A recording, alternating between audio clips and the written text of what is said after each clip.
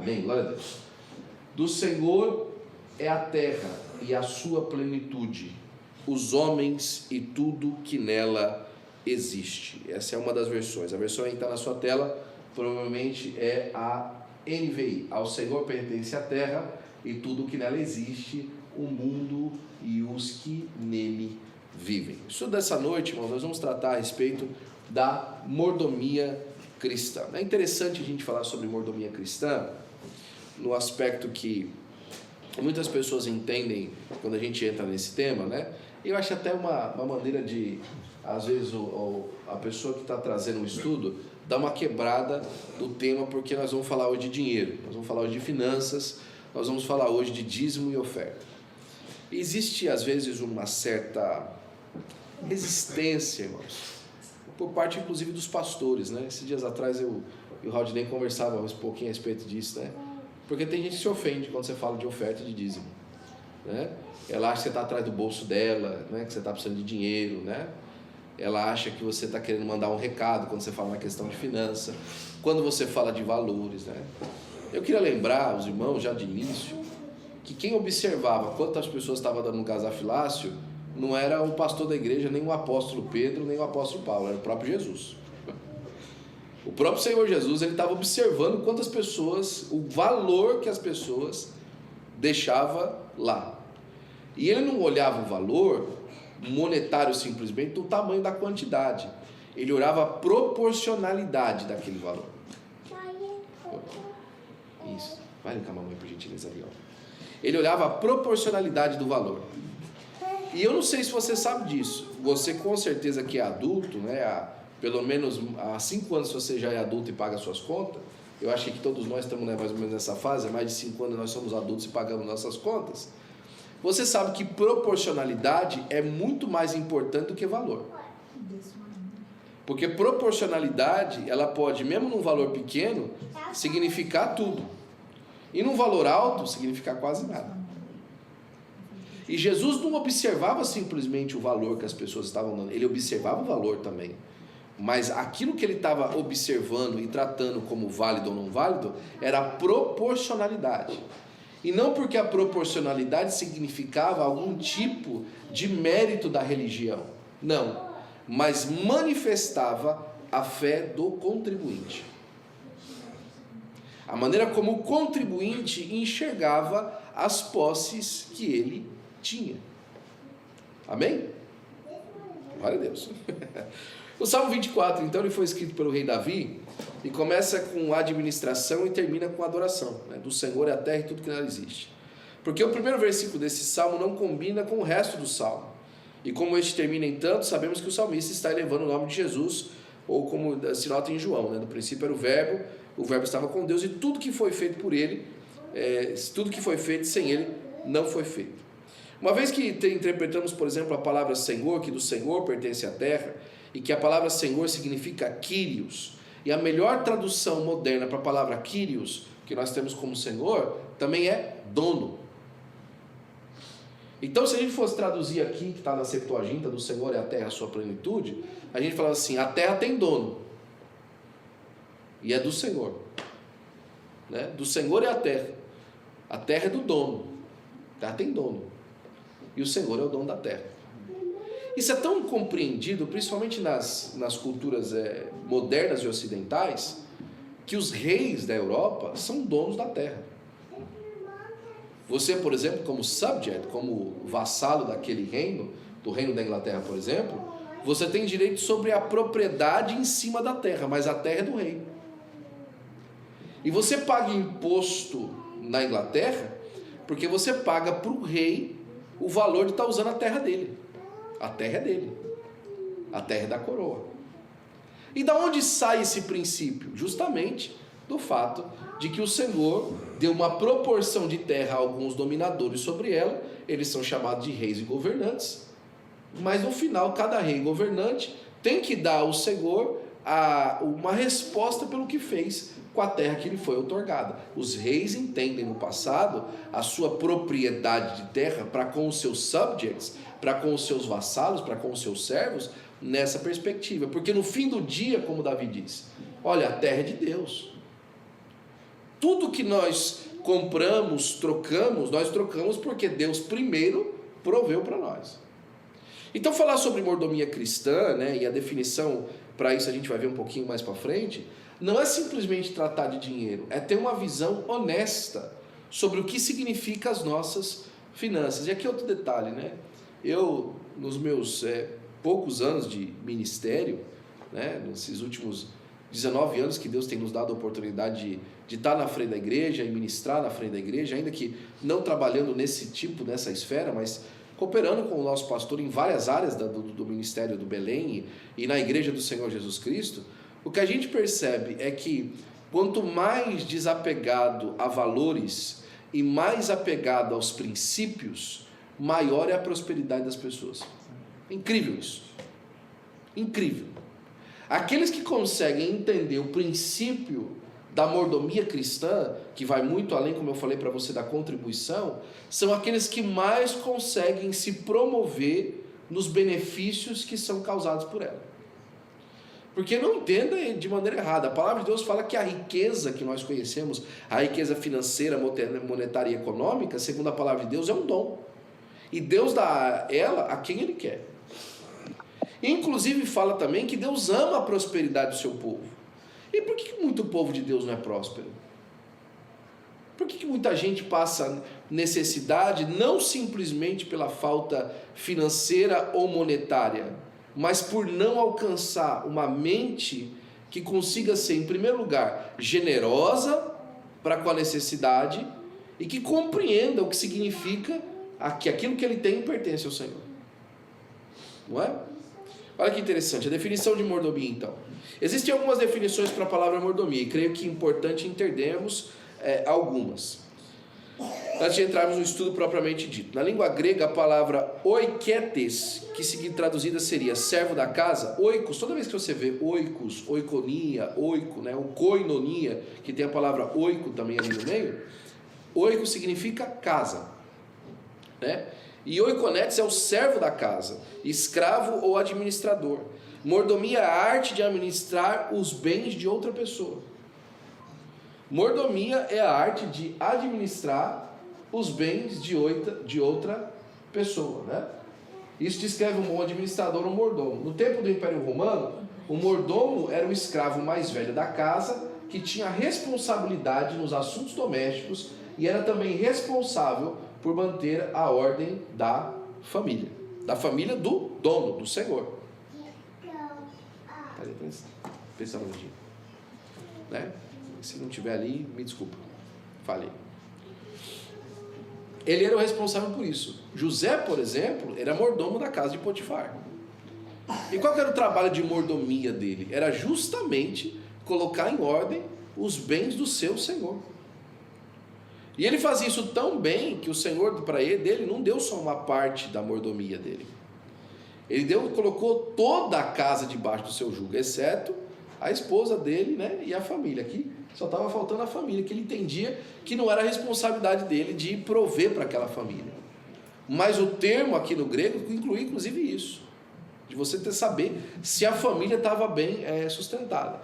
Nesse sentido, o Senhor, como nos colocou como mordomos da casa de Deus, a família de Deus faz parte da nossa mordomia cristã. E aqui eu dou um exemplo básico, que a gente vai chegar mais para frente. Garantir que os nossos missionários ao redor do mundo estejam supridos é responsabilidade nossa. É nossa responsabilidade, né? Eu lembro até hoje um dos testemunhos mais lindos que eu já ouvi da família do pastor Fábio Alexandre. O pai do pastor Fábio Alexandre, quando ele estava para ser enviado para a missão, ainda não era crente. E ele sempre orava muito pelo pai dele. Na noite que ele foi ser enviado à missão, que ele foi ser despedido da igreja local e ser enviado à missão, o pai dele veio para o culto e ficou escondido lá atrás. E a mensagem do irmão naquele dia era quando Paulo foi lançado com uma corda para sair da cidade, né, para que ele sobrevivesse, para ele continuasse fazendo a missão. E enquanto ele descia na corda, o pastor estava falando assim: olha, alguém tem que segurar a corda do outro lado. Para que o missionário continue fazendo a obra, alguém tem que segurar a corda do outro lado. E aí ele levantou a família do pastor Fábio Alexandre, a esposa. Ele tinha só um filho naquela época, se eu não me engano, pequeno ainda, um casal muito jovem.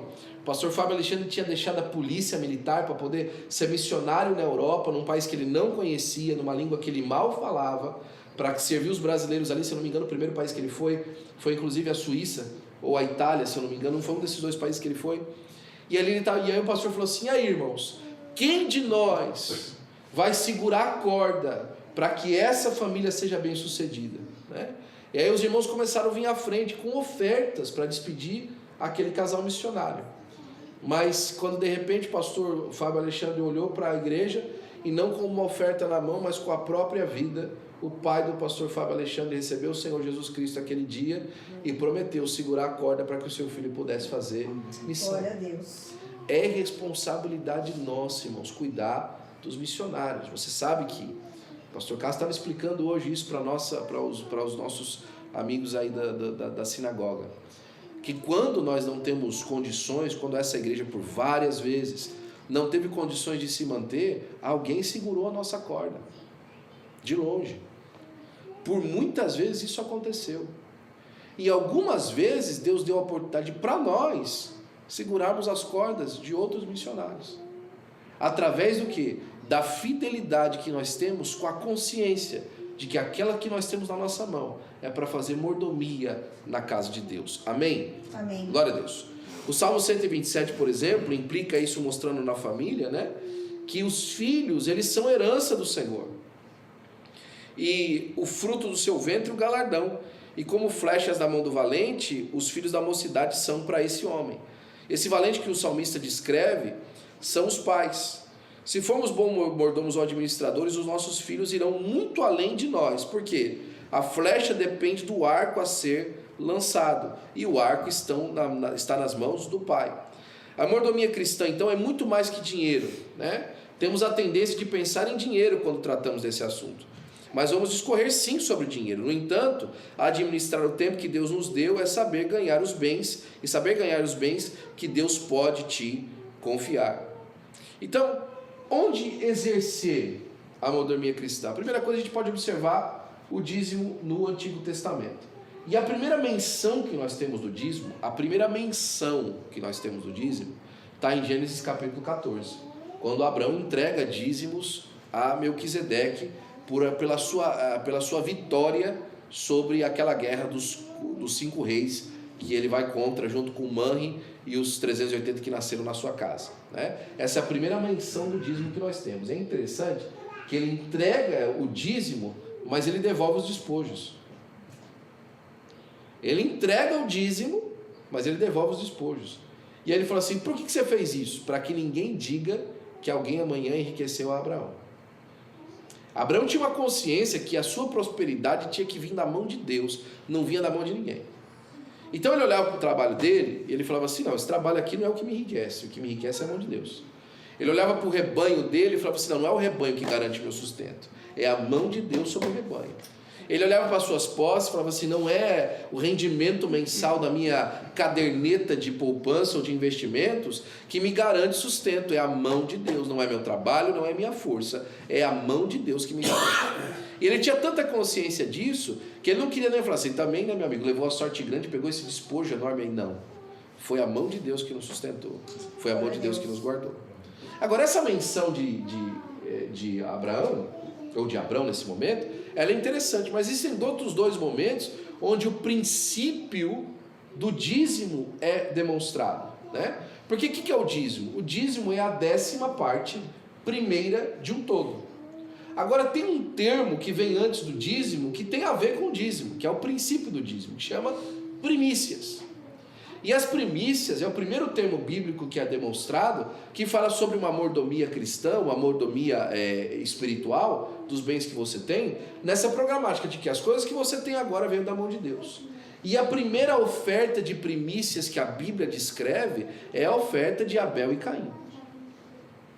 Abel pegou dos primeiros frutos que nasceram na terra, e Caim pegou Abel pegou dos primeiros frutos que nasceram da terra. Caim pegou dos primeiros frutos que nasceram da terra, agora foi, né? E Abel pegou o primeiro que nasceu no rebanho e apresentou a Deus. E um Deus aceitou e o outro não. Muitas pessoas dizem que o motivo pelo qual Deus não aceitou a oferta de Abel, isso é uma linha de raciocínio, é porque aquilo ali não significava os primeiros frutos de verdade. É que ele saiu lá no meio e foi pegando aquilo que ele viu sem escolher. Enquanto Abel não. Abel foi lá e viu qual que era o melhor das primícias e ofereceu. E essa era diferente. E essa foi a diferença de um para o outro. Mas outro aspecto interessante também sobre primícias é Noé. E esse eu gosto demais. Porque você lembra que Noé, ele quando entrou na arca, ele levou um par de cada animal, lembra? Só que de gado, animal de gado, ele levou 7 pares. Levou 7 casais. Está na sua Bíblia. E durante esse período que os animais ficaram dentro da arca, provavelmente esse animal de gado miúdo, ele reproduziu lá dentro. É muito provável que isso tenha acontecido, uns 7 meses que eles ficaram dentro da arca. Quando ele saiu da arca, imagina você, Noé estava recomeçando tudo, tinha nada em cima da terra, tinha nada plantado, não tinha pasto, né? A única coisa que ele tinha é aquele gado miúdo que ele trouxe para fora, algumas mudas que ele deve ter levado lá dentro, com sementes, etc. E esse recomeço apresentado na vida dele. Imagina só, você recomeçando a vida e com o recurso que você trouxe, né? Eu lembro isso muitas vezes, o pessoal acabou de chegar do Brasil, aquele recurso que ele trouxe do Brasil para recomeçar a vida na América, né? E aquele recurso é escasso, concorda? É um recurso que você sabe, olha, eu tenho esse recurso para começar. Qual foi a primeira coisa que Noé fez? Fez um altar e ofereceu 7 animais em cima do altar, das primícias que ele tinha nascido dentro da arca. Do ponto de vista de investimento, isso é a maior maluquice que tem. O que você vai fazer, meu amigo? Se não nascer de novo? Rapaz, você deu uma sorte enorme desses animais nascer dentro do negócio. E se não nascer mais animal? Noé ofereceu um altar. E ele fez um altar de holocausto. Sabe o que é um altar de holocausto? É um altar que não sobra nada. Tem 2 tipos de sacrifício. Tem um sacrifício que você faz sobre o altar, que aquilo ali queima e você sobra ainda a carne para você comer. Mas um altar de holocausto, ele é absolutamente incinerado. Não sobra nem para depois você comer daquele altar. Os sacerdotes, por exemplo, quando tinham um sacrifício no dia a dia lá do altar, eles comiam daquela carne que era sacrificada. Muitas vezes eles comiam assim. Mas tinha um tipo de sacrifício, que era o sacrifício do dia da expiação, que era um holocausto. Não tinha que sobrar nada. Inclusive a cinza que sobrava, lembra? Tinha que ser jogada do lado de fora do arraial. Porque era a única coisa que sobrava e nem aquilo podia ficar no meio do povo. Agora, Noé faz essa oferta a Deus, e aí o que a Bíblia diz? E sentiu Deus o cheiro daquela oferta, e disse o Senhor no seu coração.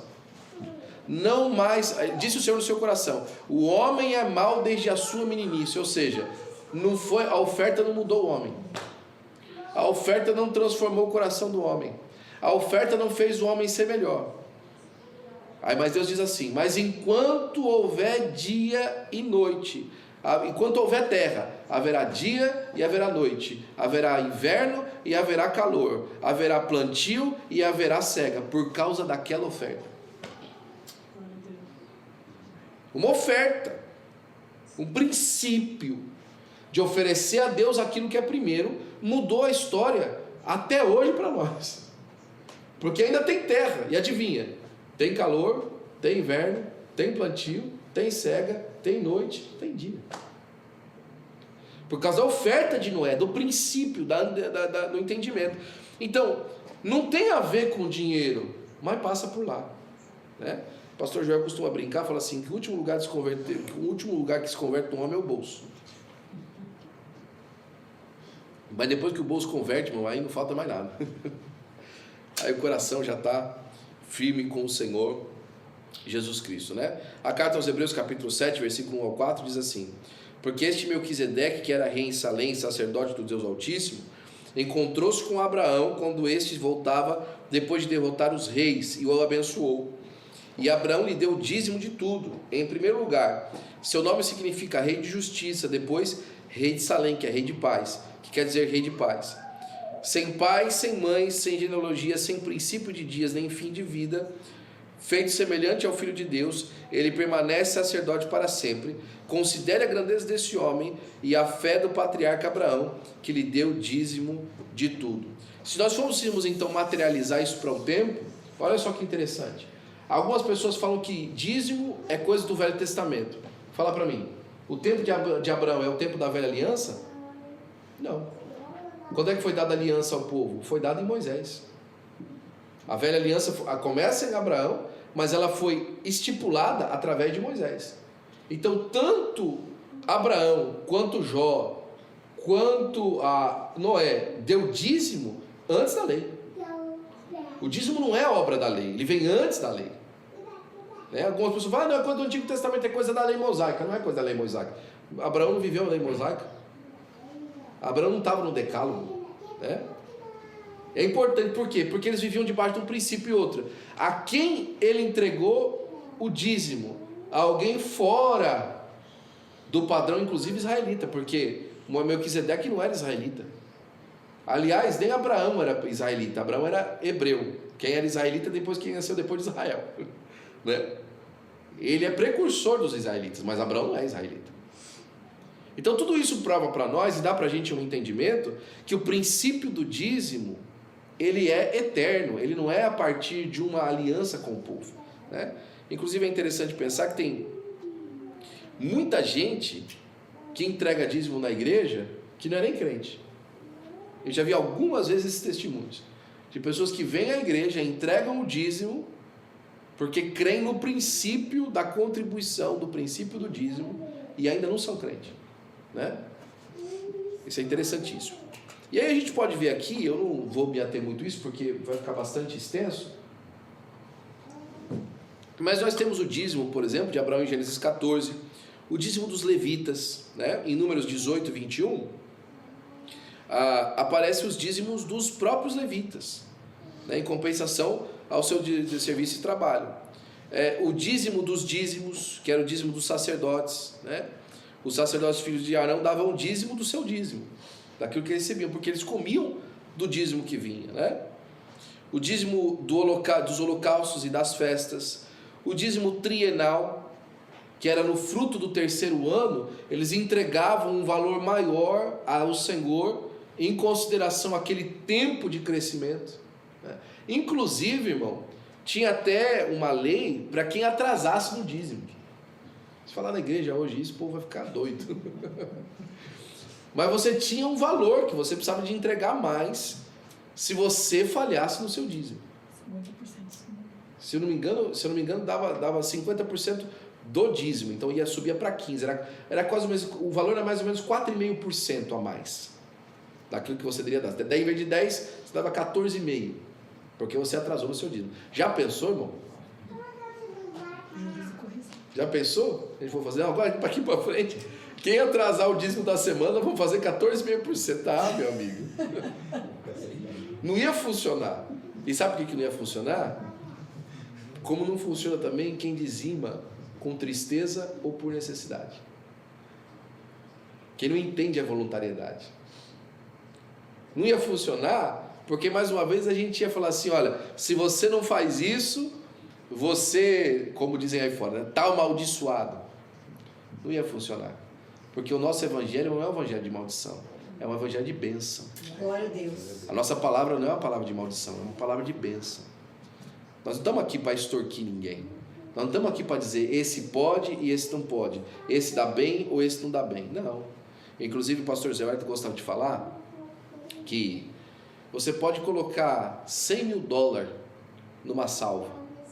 Ele falou assim, a salva recebe o que você põe. O que você põe na salva, ela recebe. Você tem que saber se Deus está recebendo. Você põe 100 mil na salva, a tesouraria computa, a administração administra, a gente paga as contas, todo o processo é feito. Todo mundo recebe a porção significativa por aquele valor, segundo a necessidade ou a autoridade daquela pessoa sobre aquele valor. Todo mundo vai fazer o ciclo do dinheiro, o dinheiro vai cumprir, mas Deus não recebeu. E a nossa vontade, irmãos, é que o Senhor receba as nossas contribuições. Que Deus perceba a sinceridade do nosso coração e a generosidade de contribuir com aquilo que Deus proveu para nós em nome de Jesus, né? O dízimo como promessa de bênçãos materiais, por exemplo, a gente vê lá em Malaquias, capítulo 3, versículo 10, né? É importante isso aqui que está falando também. O dízimo é parte da nossa adoração. Agora, deixa eu perguntar para você. Você deve adoração a Deus? Você é devedor de adoração? Porque eu sou. Não no sentido de que Ele está me cobrando, mas no sentido que é algo que a minha alma necessita fazer para ter saúde. A adoração traz benefícios para a nossa alma. E parte da nossa adoração são as nossas finanças. E a adoração através das nossas finanças, como traz benefícios para a alma, traz benefícios para a vida material. E aqui é uma coisa seguinte, né? Isso aqui, irmão, não é simplesmente ler ou fazer, tem que crer. Malaquias capítulo 3, versículo 10, é a última passagem do Antigo Testamento, antes do silêncio profético da palavra de Deus. Ele fala muito a respeito de como o culto a Deus tinha caído. Capítulo 2, por exemplo, fala que o povo fala assim: vocês falam que eu sou Deus, e cadê minha honra? Aí o povo pergunta assim: como é que nós desonramos o Senhor? Aí ele fala assim: quando vocês trazem para mim o manco e o manchado, e fala, não tem problema.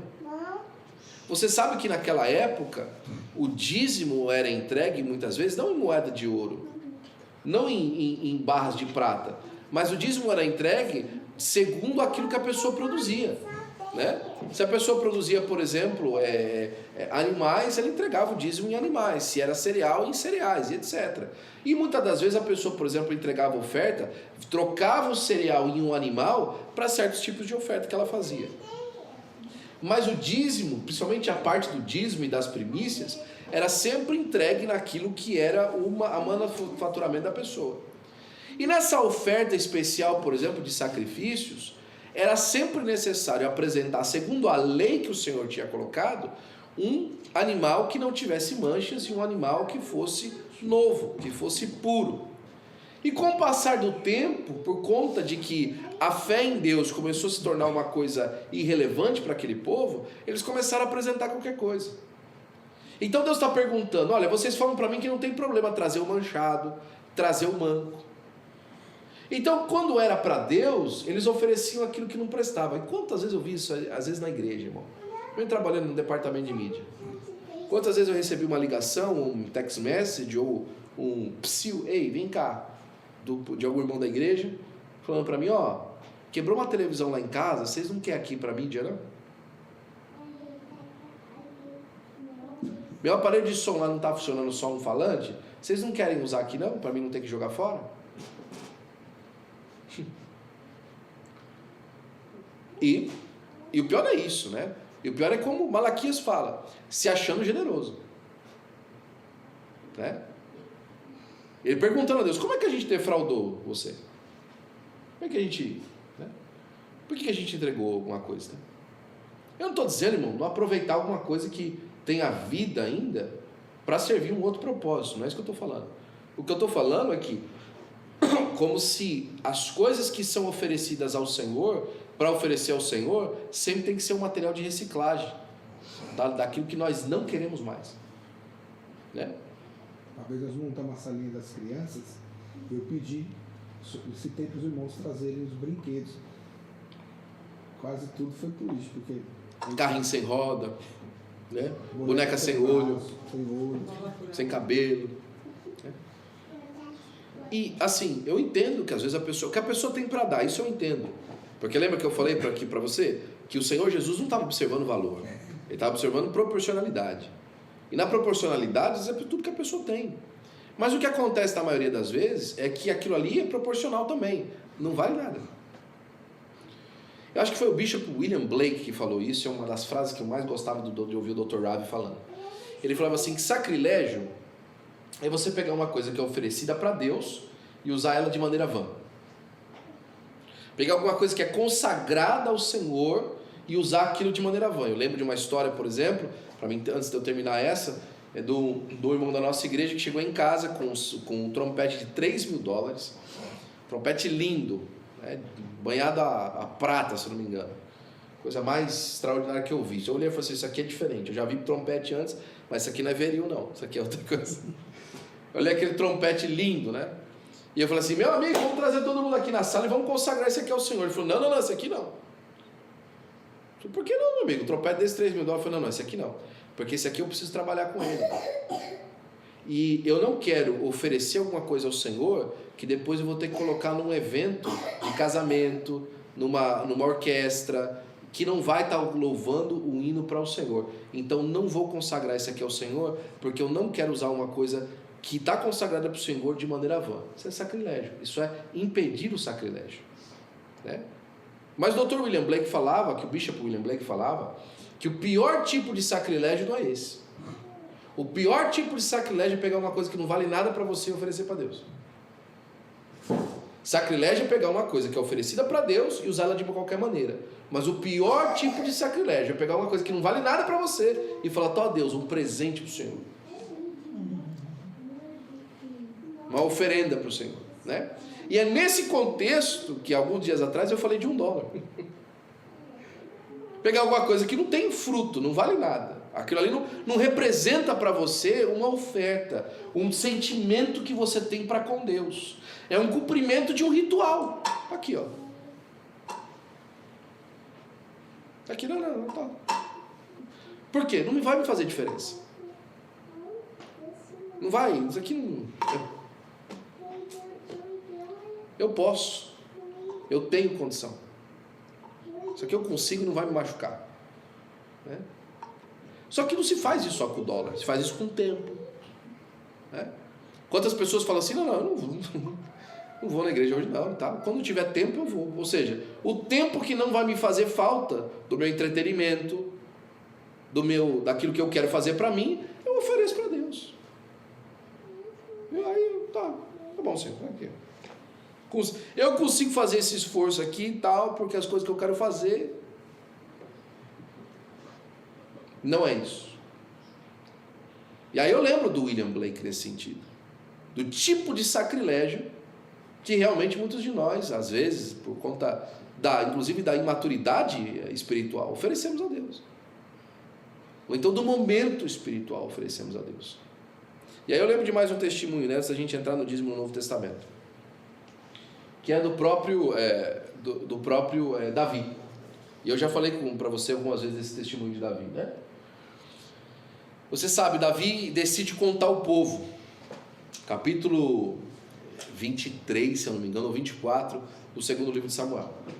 E o início do texto, em Crônicas, é o seguinte: em Samuel ele fala assim, fala que ele terminou, foi contar um pouco, mas em 1 Crônicas fala assim, e Satanás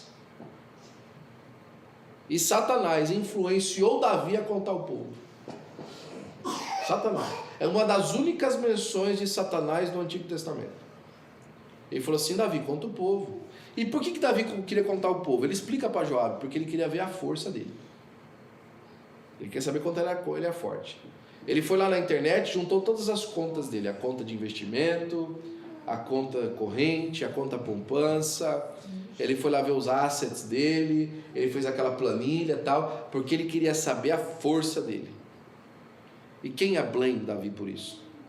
I wouldn't, eu não ia.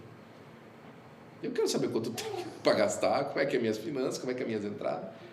Só que Davi fez isso com ímpeto no coração de mostrar para si mesmo qual era a força dele, para a guerra, para a batalha, lembra quando o Senhor Jesus Cristo falou assim, olha, o cara quando vai construir uma torre, ele tem que saber se ele tem dinheiro para finalizar. Lembra que foi o Senhor Jesus que falou isso aí? Para que ele não comece a fazer e termina, tá? Lucas 12, e ele não termina e o pessoal vai dar risada dele. Ou então, qual rei sai para a guerra, antes de sair para a guerra, não vê quanto soldado tem, para saber como é que ele sai. E se ele não tiver soldado suficiente, ele vai para outro rei, escuta, vamos fazer um negócio aí e tal, porque ele não tem condição de ir para a batalha. Ou seja, aquilo que Davi estava fazendo era razoável, mas a intenção final era maligna.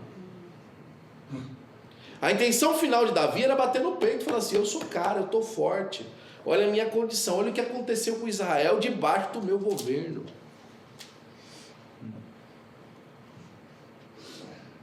O que ele estava fazendo era normal, mas a intenção era ruim. E Joabe o avisa. Joabe fala assim, faz isso não, macho. Né? Porque Joabe era do Ceará. E ele fala, não faz isso não, macho, conte não. E ele fica brabo com o Joabe, fala, rapaz, cumpre minhas ordens, meu amigo. Deixa de bestagem, né? Ele Também era do Ceará. Ele, na verdade, era de Pernambuco. Davi. E aí, falou, não, vai contar o povo sim. Eles eram da mesma tribo, né? Então os dois eram do mesmo lugar. Vai contar o povo sim, eram primos. E aí, Joabe vai contar o povo. E diz que Deus fica irado com Davi. Irmão, o jeito que Deus ficou irado com Davi, a maneira como a Bíblia representa, e diversas vezes eu uso esse comentário, parece que foi muito pior do que quando Davi caiu com Batseba. Porque ele falou assim, Davi, porque quando foi Batseba foi na casa de Davi. Ele falou assim, Davi, você escolhe, Davi, o que eu vou fazer? O que eu vou fazer com Israel? Ou é 3 anos disso, ou não sei o que de tanto, ou então cair na minha mão, cair na mão dos seus inimigos e tal. Deu um monte de opção para Davi, que era uma pior que a outra. E a última, cair na minha mão, Davi. E aí Davi fala aquela frase célebre que todos nós conhecemos, mas muitas vezes não sabemos o contexto. Esse é o contexto. Eu prefiro cair na mão de Deus, porque essas são mãos de misericórdia. Porque o inimigo não vai ter misericórdia.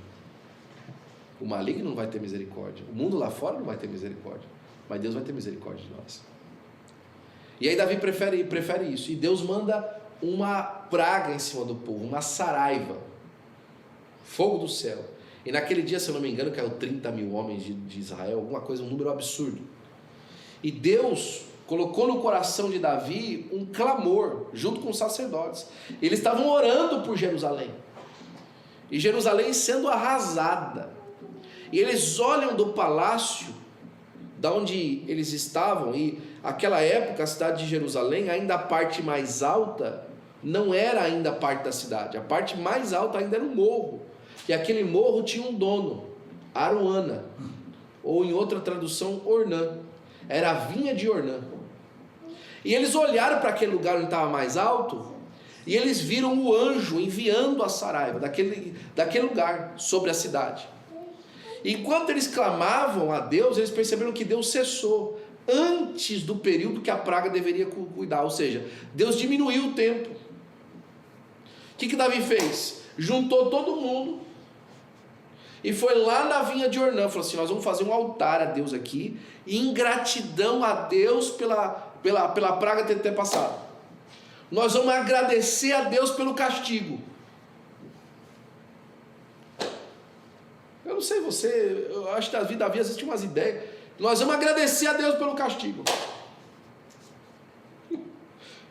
pela surra que Ele deu em nós, porque podia ser pior,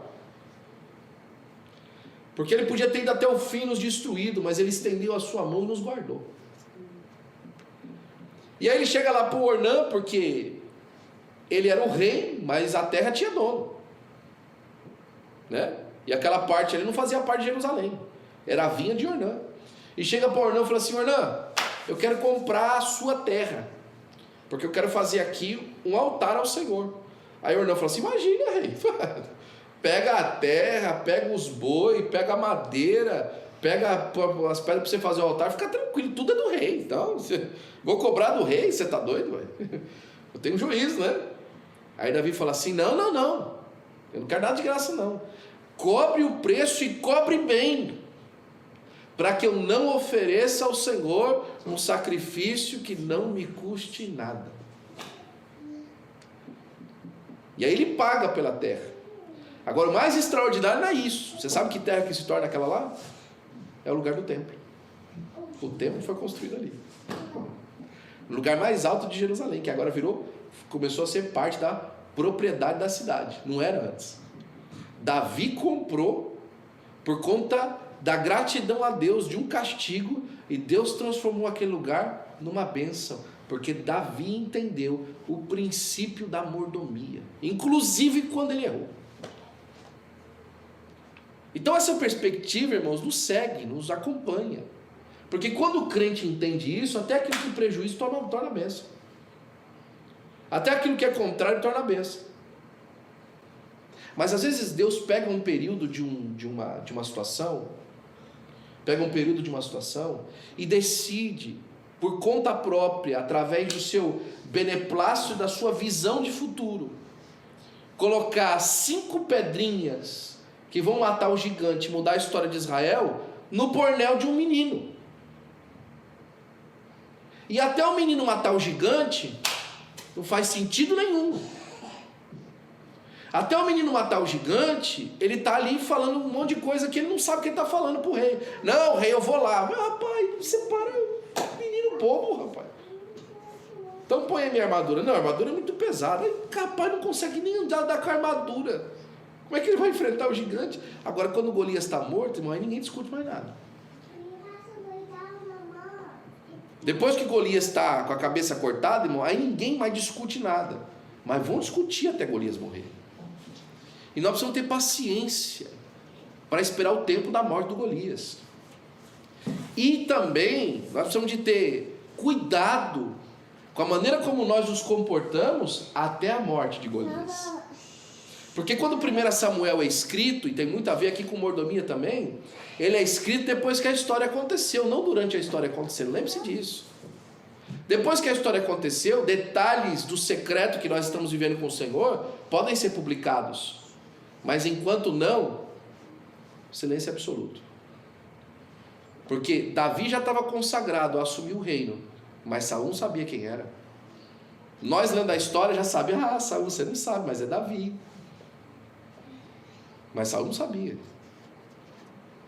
Nós estamos lá lendo a história e falamos, rapaz, olha só, o Saul nem sabe o que espera por ele. Saul não sabia. Da mesma forma, a gente precisa de entender, irmãos, que muitas vezes aquilo que nós estamos investindo na obra de Deus, a gente não sabe o que Deus vai fazer com aquilo. Deus prometeu uma coisa que a gente ainda não sabe o tamanho que nós vamos entrar, para a glória do próprio nome dele. É por isso que eu trago para você agora, finalizando o nosso tempo aqui juntos, o dízimo no Novo Testamento, ele se estende porque Jesus, quando chega em Mateus capítulo 23, versículo 23 ao 28, que a gente vai fazer a leitura aqui agora, ele está falando assim para os escribas e para os fariseus, olha, vocês pegam e guardam tudo que vocês têm e oferecem tudo isso a Deus para vocês não ajudar os necessitados. Então vocês falam assim, olha, isso aqui que eu tenho é corbã, está dedicado à obra do Senhor. Mas vocês não fazem isso por causa da obra do Senhor.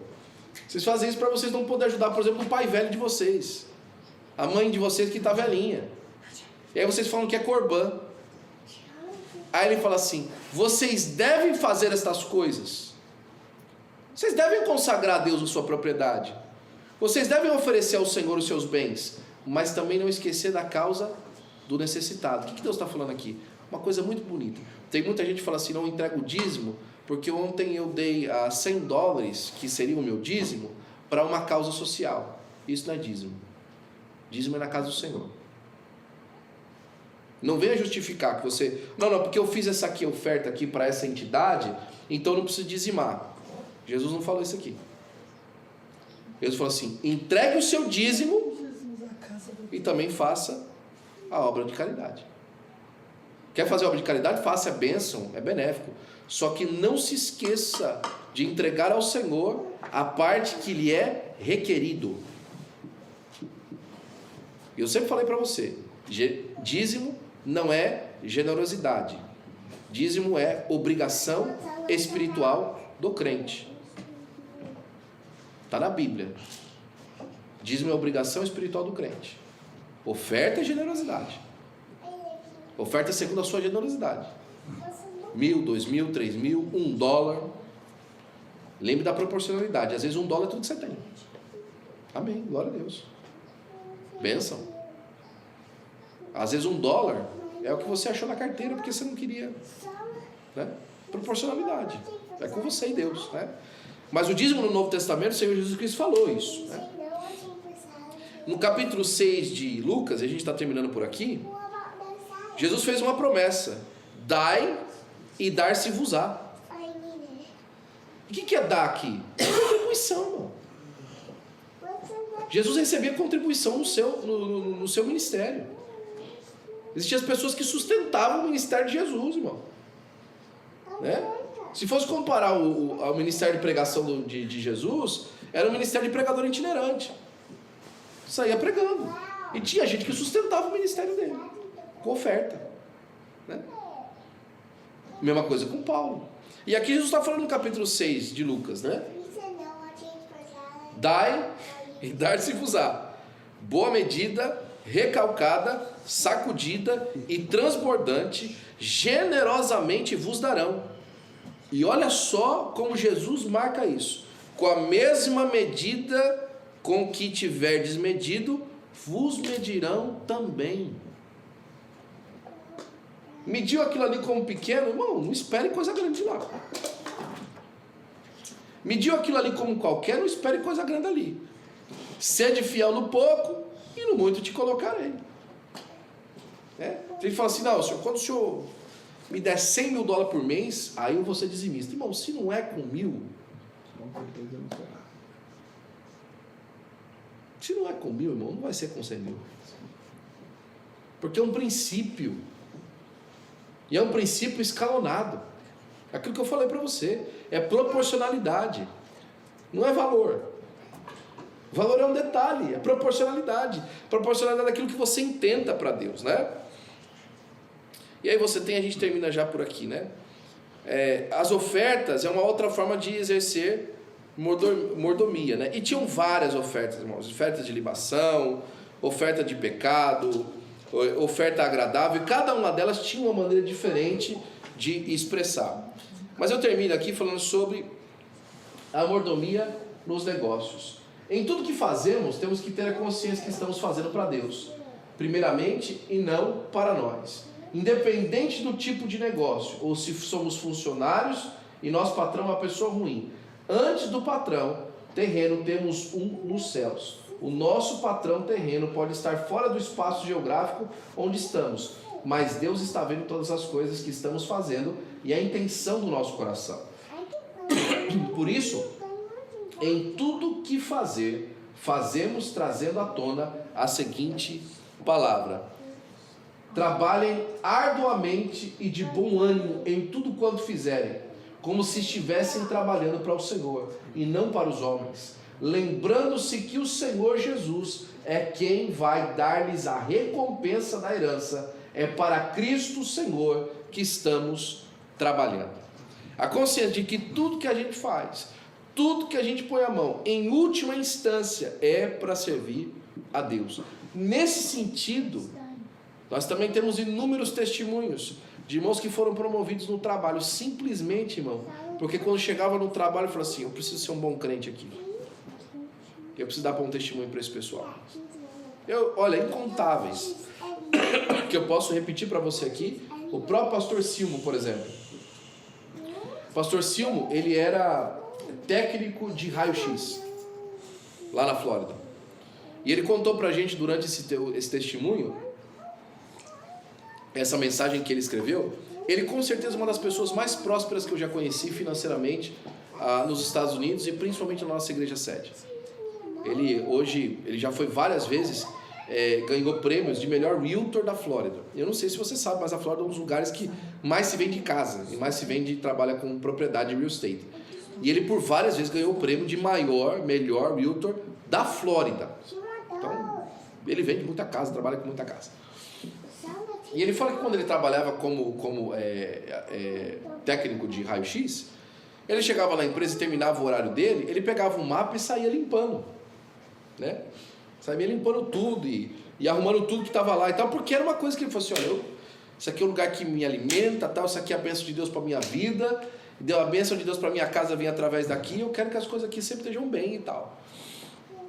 E um dia ele estava trabalhando e ele lembra que ele foi para um culto e tinha um pastor missionário naquele dia. E o Senhor falou para ele, falou assim: olha, esses $200 que está aí no seu bolso, entrega para esse missionário. E $200 naquele momento era muito dinheiro para ele, significava uma boa quantia. E ele falou assim: isso aqui é a voz da minha cabeça, não é? E o Senhor insistiu com ele: esses $200 você entrega para o missionário. E ele falou que ele ficou tão transtornado com aquilo que ele pegou a mão do bolso, colocou no envelope, não colocou nada no envelope e falou assim: eu nem vou ficar para falar com esse homem aqui, que tem uma filha enorme para falar com ele. Chegou, deu um abraço no irmão e colocou dentro do bolso do paletó e saiu. Não deu para o senhor, não deu para nada. E chegou em casa e ficou, né, pensando, falou assim, ai Jesus, só o Senhor mesmo para fazer aquilo, né? E no outro dia ele chegou no trabalho, terminou o trabalho dele e foi fazer a mesma coisa do mesmo jeito. A hora que ele terminou de passar o mapa, o chefe dele chamou na sala e falou assim, olha Silmo, eu tenho percebido o seu trabalho aqui e percebido como você serve aqui o trabalho de uma maneira diferente de todos os outros. Você realmente é uma pessoa dedicada e tal, e nós queremos mostrar uma apreciação por esse trabalho que você faz aqui com a gente. E entregou um cheque na mão dele, $400. Essa é uma só de umas vezes que eu posso falar para você, de que a maneira como a pessoa se apresenta ao trabalho e a consciência espiritual que ela tem no que ela está fazendo, promoveu com que ela alcançasse benefícios. Benefícios, porque ela sabia que ela estava ali representando o Evangelho do Senhor Jesus Cristo, né? Dr. Ravi conta, por exemplo, e eu termino com esse último testemunho dessa questão, a gente para poder terminar aqui com a conclusão e a mordomia do ministério. Ele conta que o primeiro trabalho que ele teve no Canadá foi um trabalho de gerente assistente, assistant manager, e ele trabalhava durante a noite. E o gerente saía durante o finalzinho, eles faziam uma parte do período juntos, e o gerente ia embora e ele ficava lá durante a noite. E numas várias dessas vezes, quando o gerente ia trocar, que ele deixava a chave do cofre com o Ravi e tal, numa dessas vezes que ele ia trocar, ele sempre chamava o Ravi para ir para uma boate que tinha na esquina. E toda vez ele vinha e falava assim, aí Ravi, vamos para lá? Ele falava, não, o senhor sabe, eu sou crente, eu não posso ir e tal. E vinha e chamava de novo, e disse que várias vezes ele fez isso, durante muito tempo. E disse que um dia ele ficou irritado com aquilo, né? E ele falou assim, tá bom, vamos dizer o seguinte, o senhor sabe que eu não vou porque eu sou crente, né? Sei sim. Então tá bom. Vamos dizer, vou fazer uma pergunta aqui pro senhor. Vamos dizer que hoje eu mudo. E eu vou com o senhor pra boate. E a gente vai lá, e eu bebo, e tudo aquilo que eu falei pro senhor, que eu tinha uma postura até hoje, eu mudo hoje. E faço tudo o contrário àquilo que o senhor sabe que o senhor tem que esperar de mim como um homem crente. Amanhã, o senhor tem coragem de deixar essa chave do cofre de novo comigo? Amanhã o senhor deixa essa chave do cofre de novo comigo? Sabendo que eu mudei o meu princípio para agradar o senhor? Aí ele olhou assim pro rapaz, nunca mais te chamo, e foi embora. E nunca mais chamou ele para ir. Através da nossa conduta e do nosso posicionamento, irmãos, Deus nos abençoa. Deus promove a nossa vida. Isso faz parte da nossa mordomia. Isso é sério, gente de palavra verdadeira, por conta de que sabe que não está cuidando só das suas coisas, está cuidando da obra de outra pessoa, do Senhor nosso Deus. Por último, mordomia na vida como um ministério. O ministério não é um cargo ou uma função, o ministério é um serviço. E o primeiro ministério da vida de um mordomo encontra-se em Gênesis 2, quando Deus entregou a Adão tudo que estava sobre a terra. A nossa vida, irmãos, é um ministério para Deus. A nossa vida é uma obra que nós fazemos como mordomos do nosso tempo, daquilo que nós temos, de onde nós estamos indo. Nós estamos aqui para servir a Deus, e nesse serviço a Deus, Deus tem muita bênção para nós, em nome do Senhor Jesus Cristo. Amém. Todos nós somos mordomos dos bens de Deus, e cabe a cada um desenvolver esse ministério, tanto no mundo financeiro, material, espiritual e familiar. Deus vai nos cobrar aquilo que Ele nos deu. O que estamos fazendo com os nossos talentos. Amém. Que Deus abençoe você em nome de Jesus. Nós vamos fazer uma oração nesse momento e terminar o nosso culto, lembrando-se, irmãos, dos nossos dízimos e ofertas que trouxemos para a casa do Senhor. Não deixe de ofertar, não deixe de dizimar. Você que tem acesso ao nosso app, você sabe que fica muito mais fácil fazer por lá hoje, né? Faça o seu dízimo, entregue o seu dízimo, a sua oferta, segundo a sua fidelidade diante de Deus e as suas ofertas segundo a generosidade do seu coração, em nome de Jesus. Amém? Vamos ficar sobre os nossos pés, fazer mais uma oração e terminar o nosso culto dando glória a Deus, em nome de Jesus. Amém?